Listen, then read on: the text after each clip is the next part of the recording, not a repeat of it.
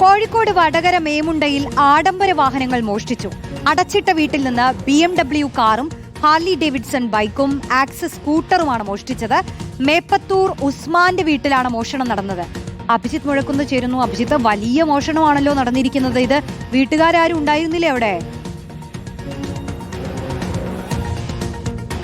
ഇല്ല റോഷ്നി, വീട്ടുകാരും അവിടെ ഉണ്ടായിരുന്നില്ല. അവരൊരു ബന്ധുവിന്റെ വീട്ടിൽ പോയ സമയത്താണ് ഈ മോഷണം നടന്നിട്ടുള്ളത്.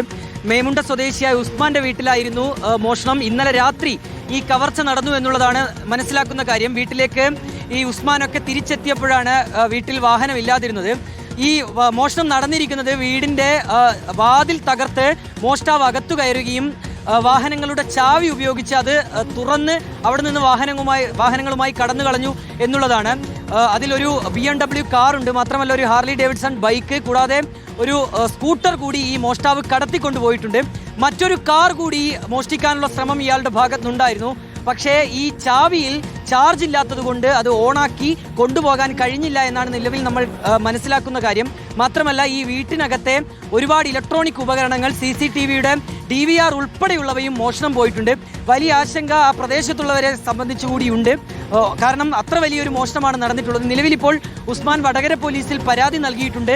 പരാതിയുടെ അടിസ്ഥാനത്തിൽ പോലീസ് ഇപ്പോൾ ഒരു അന്വേഷണവും ആരംഭിച്ചിട്ടുണ്ട്.